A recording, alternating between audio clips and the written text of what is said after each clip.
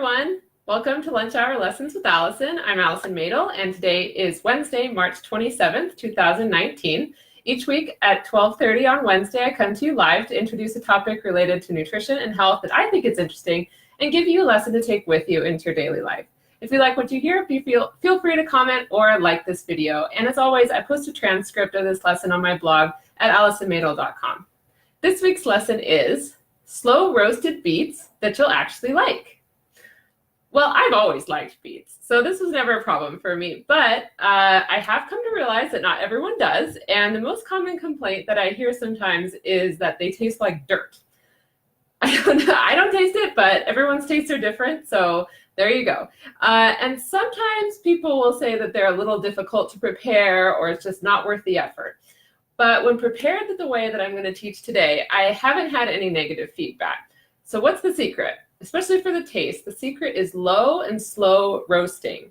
Enough time to allow all the moisture to come out of the beets that you want to come out, but not too much that it makes them kind of crispy or hard or anything like that. So you're dehydrating them, but not all the way. Another thing about them being difficult to prepare, I found them that if you make them in large batches, like I'll kind of recommend, that this really solves the problem and you don't just make a whole side dish of them, but use them sparingly like a condiment, especially because they're very powerful in their health benefits. And that's the next thing I want to talk about, because it is worth trying to find a way to enjoy beets because their health benefits are kind of amazing, especially in their ability to assist the liver with detoxification. They contain an amino acid called betaine, which is considered a methyl donor.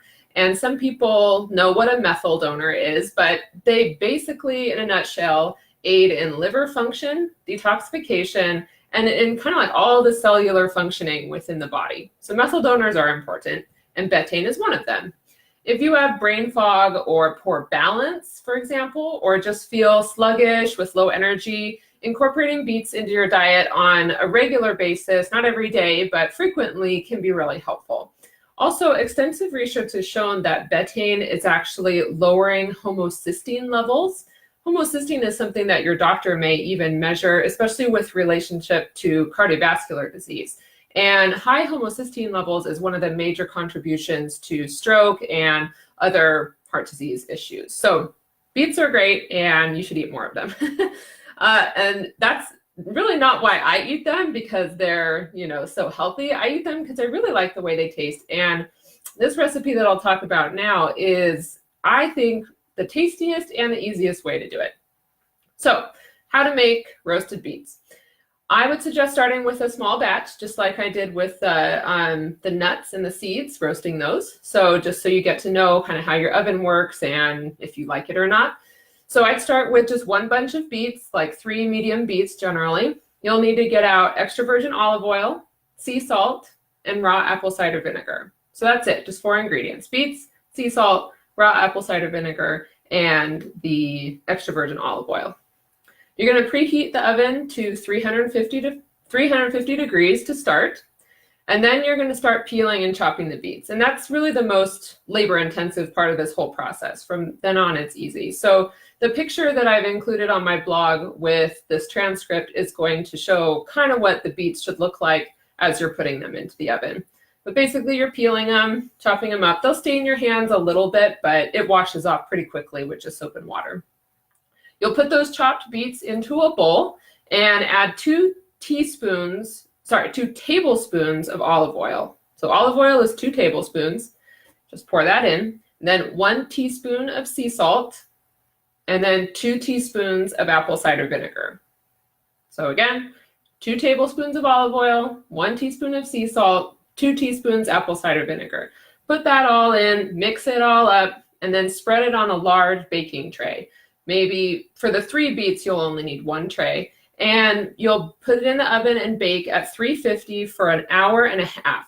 But what you're going to do is not just leave them in there for the whole hour. The trick is really to get them in the oven, set a timer for 30 minutes, take them out, stir them all up, get them coated so that they're evenly distributed, put it back in, set the timer for another 30 minutes, take them out again, stir them up, and put it back in for your final 30 minutes, then take them out and you're done.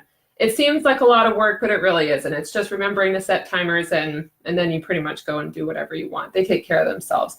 And they're really forgiving. So if you forget, just come back and stir them up, and no big deal. The long cooking time is what's required to optimize their flavors. So just like I mentioned with the nuts and seeds, because everyone's oven is different, you really do need to kind of taste them as you go to make sure it's not going too quickly. That's probably what the main thing would be. And if in an hour and a half the beets are quite crispy or dry, then you'd want to reduce the temperature to about 325. But I would still keep that hour and a half cooking time. The way you can use them after they've cooled, just keep them in the refrigerator in an airtight container. And I love using them on salads. That's really the best way I found to use them. Even just eating them like that, they're kind of caramelized by that point, so they taste really good. And just a side note at the end before we go, if you're eating a lot of beets, just know that your urine or stool may turn a little pinkish color, but that's totally normal. And it just means that you're digesting those beets and it's doing all the good work. So that's all the time we have for today. Be sure to tell a friend this week's lunch hour lesson, which is beets can be more tasty than you thought. Again, beets can be more tasty than you thought. Check out the weekend tip that comes out on Saturday, and I'll see you next week. Bye for now.